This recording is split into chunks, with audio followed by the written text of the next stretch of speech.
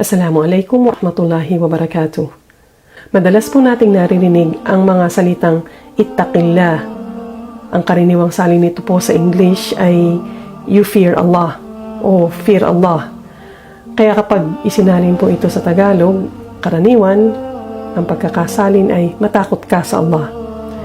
Ang konsepto ng takwa sa Islam ay hindi lamang tungkol sa takot sa Allah.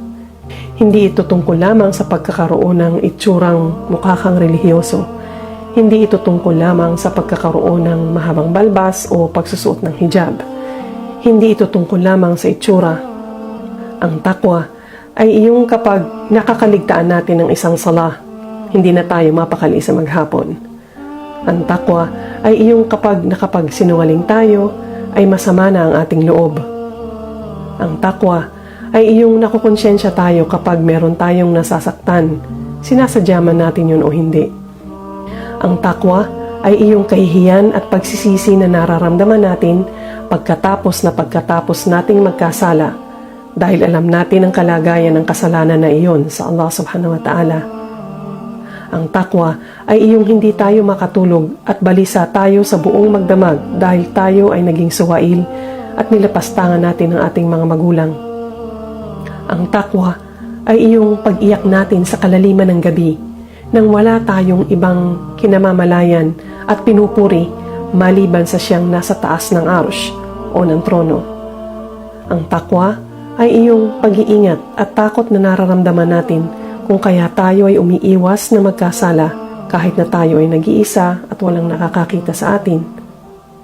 Ang takwa ay ang tapang at lakas ng loob na gawin ang mga ikalulugod ng Allah kahit na ang buong mundo ay walang pakundangan sa pagsuway sa Kanya. Ang takwa ay ang pagkakaroon ng balbas at pagsusuot ng hijab nang walang ibang dahilan kung hindi para lamang sa ikalulugod ng Allah at ang paggawa ng mga ito ayon sa sunnah. Ang takwa ay ang kagandahang asal at kabutihan ng ating ugali na bunga ng ating kamalayan at pagmamahal sa Allah subhanahu wa ta'ala.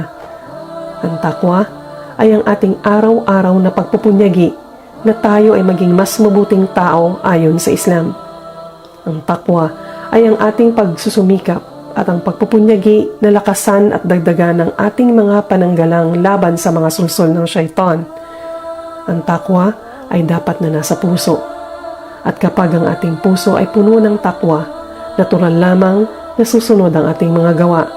At ang katamisan ng mga gawa na mula sa takwa ay di hamak na mas mabuti.